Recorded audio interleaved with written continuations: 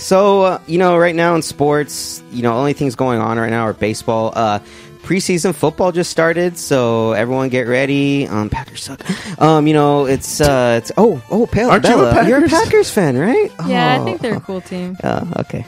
But I still don't know all about sports, so I'm just gonna listen to you guys. No, you're not alone. Yeah, I don't care about it either. So this is why this is interesting. I don't know anything about sport. Well, students, in class today, we're actually going to be talking about the MLB. So recently, I had discussed about possibly bringing in the DH. Bella, for your knowledge, a DH is a designated hitter. So in baseball, you have the two leagues, the American League and the National League. The American League is the only one that uses a designated hitter as a batter. Instead of the pitcher. Where you normally would have 9 people batting in a row, and in the National League, the pitcher is always the last one. The American League changed that to where they have a designated hitter, someone that's just a bench player that just comes and hits. He doesn't play anything on the position, doesn't pitch nothing, and that's supposed to be to kind of help the pitcher, save their arm. They don't really need to get themselves, in a situation where they bat anyway because they can't bat. Most pitchers can't bat. Okay. Yeah, they usually suck at that. They usually suck at that. So, there was talks about potentially making the DH for the National League as well. And so the reason why was because they want high-scoring games. They want most games nowadays are just 5 points is like the max. Yeah. Well, recently we kind of had a change in that shift. At the end of July, after the All-Star break, 2 games, in fact, actually went past 20 runs in a game. And sick. This is that's exciting. Yeah, this for baseball. For baseball especially. And this is a big thing because this never happens. And so one of the games was actually Dodgers Brewers, and it was actually the Dodgers coming up. I believe it was 25 points. Oh, wow. It was 25 points to, I believe, 5. It was insane. And this is actually the highest run total the Dodgers have ever had at Dodger Stadium in history. So, it's amazing that this even happened, first off. And a lot of people were thinking, it's the Brewers sucks. No, the Brewers are actually, the top team in baseball. So, for the Brewers to get blown out by over 20-point spread by the Dodgers that's insane. Another game was the Nationals and the Mets. Oh, wow. So, this game, I could kind of see it going that because the Mets suck. Oh, still? Yeah, they suck. I understand that's been a theme for the last few decades. Yeah, they've sucked hard. Okay. Sucked hard. They actually lost to the Nationals 25-4. So a 21-point spread, and they just laid it on them. There was no chance. There's no chance. Daniel Murphy of the Mets hit 2 home runs in the first inning. Jeez. And then it just kept pouring on. It's insane. And so, hopefully we can kind of see more games like this. It's fun to kind of see him high scoring because, especially when both teams kind of high score. But games like this, where it's like a 20-point spread, I think we could kind of even it out a little bit, Well, do you think it's how do baseball teams pick their players? Don't they use the same kind of method that the other leagues use? No. Oh, well, to kind of balance that out, sort of. I think a lot.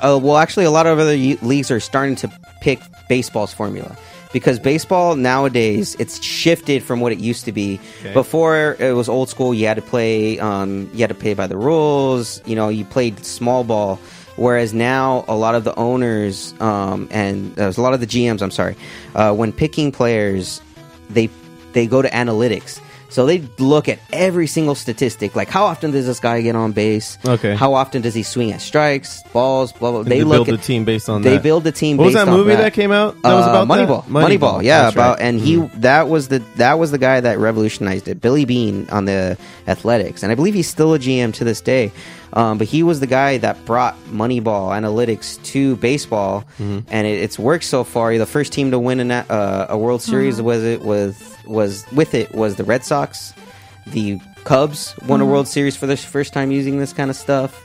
The Dodgers are using it now. The Astros use it too. They just won last year. And they just won last year. So a lot of teams are slowly starting to do it, starting to go to it. But the thing is a lot of the younger players, or I'm sorry, the older players aren't having it. they're saying it's ruining baseball. It's like, come on. It's like, you guys are letting the super nerds kind of get control of this sport. Like, why don't we just let them... It's funny that they say that or think that, because by and large, people have been thinking that baseball has just been a boring sport. I think this country has grown out of old school baseball. Yeah, it has. I mean, football is really the sport to watch in this country. It is, and it kind of isn't. It's starting to kind of go away only because of all the little, protest things going on. Basketball is probably the most exciting sport. Basketball now is becoming the sport in the U.S. That's and the you main got role sport models now. like LeBron James doing his thing. And exactly. putting him on. If we still had guys like Jim Brown, in the NFL nowadays, that were active in the community, outspoken like that, then yeah, I can see more people gravitating towards that. But we'll see if the NFL will kind of pick it up a little bit. But speaking of the NBA, I don't know if you guys know this rule about the NBA. One of the rules that was changed, because before you were allowed to go straight out of high school and play.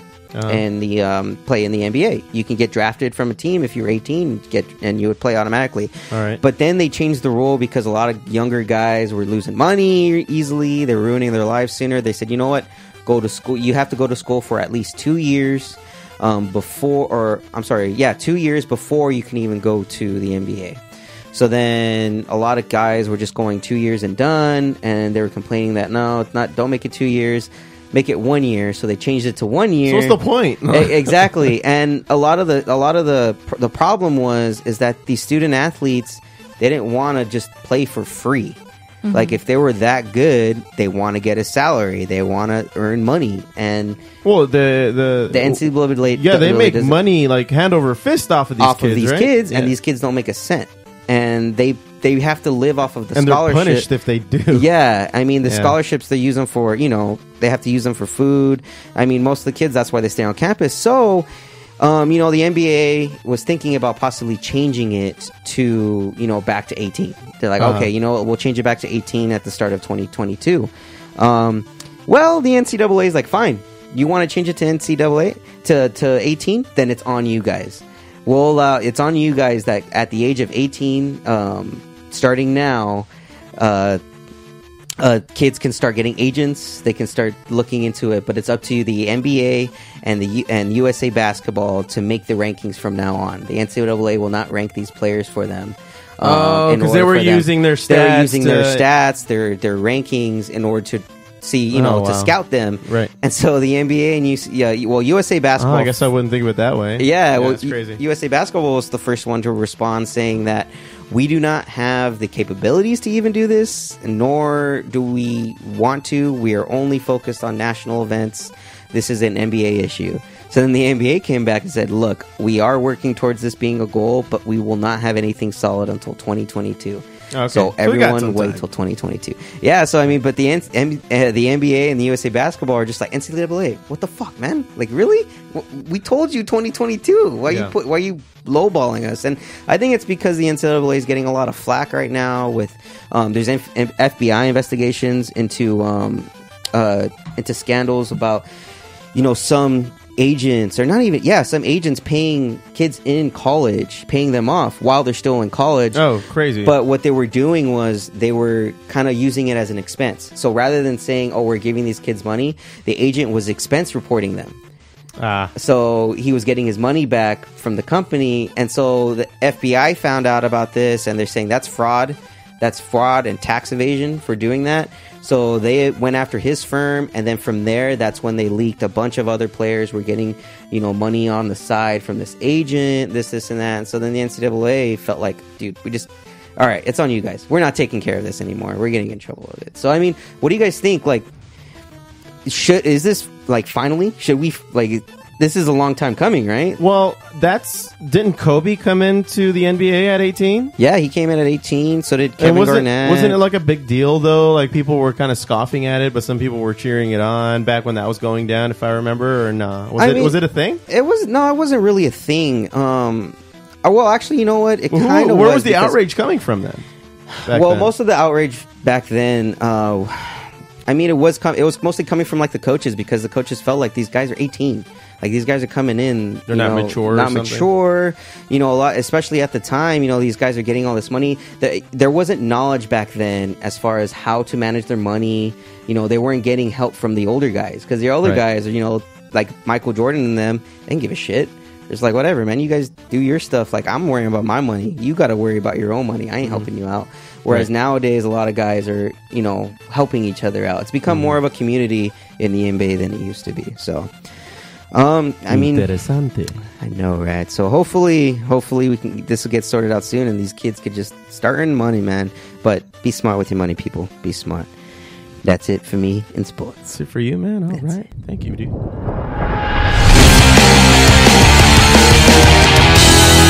That was the sports with Josh. All right. Well, Bella, what kind of music do you like anyway? Music? Yeah. What do you listen to? I like a lot of progressive metal, like Gojira, Opeth, Between the Buried and Me. Dang, you like Opeth? Yeah, they're so good. I used to listen to them in high school too. Wow. Yeah, they've been around. Well, none of those will be a part of this music segment today. Okay.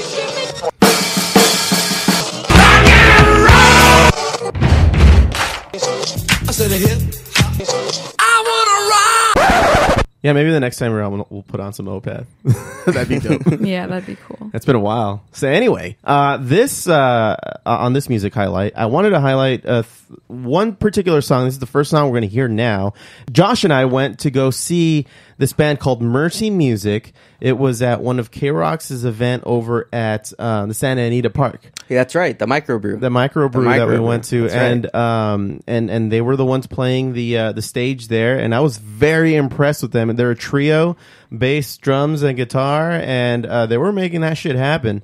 They have good harmonies. The front guy, he's like tattooed from head to toe. Oh yeah, So you would never think, because, and you're gonna hear what he sounds like right now and the kind of music that they play. You would never think he's like hardcore, but like a motherfucker looks like he's had a life. He's had a rough life. But here it is. This song is called "Undone" by Mercy Music.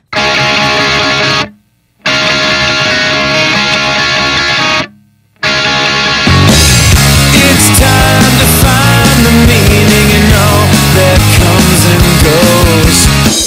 Have no regrets, never tell them so. These words cut, but I bleed, cause my own defeat. So feel the pain and go away like the rest that I have undone.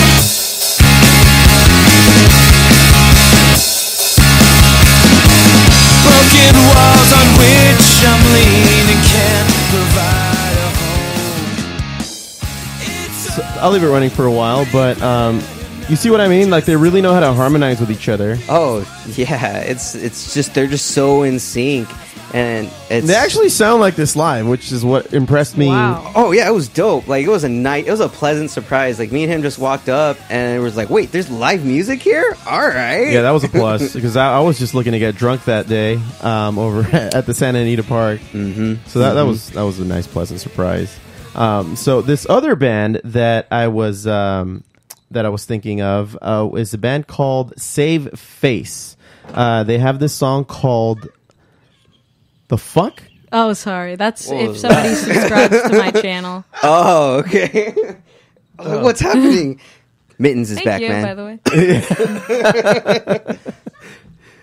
For those of you that don't know, Mittens was our cat that ran away. Yeah, but for those who can't hear, there's this noise coming out of Bella's phone that's streaming this on Twitch right now. Pretty fun. Okay, good. Is that supposed to be you? That's me talking to my cat. That's how I talk to him. So I made it my sub noise. Oh my god, this is great. Is that is that is that like a special accent?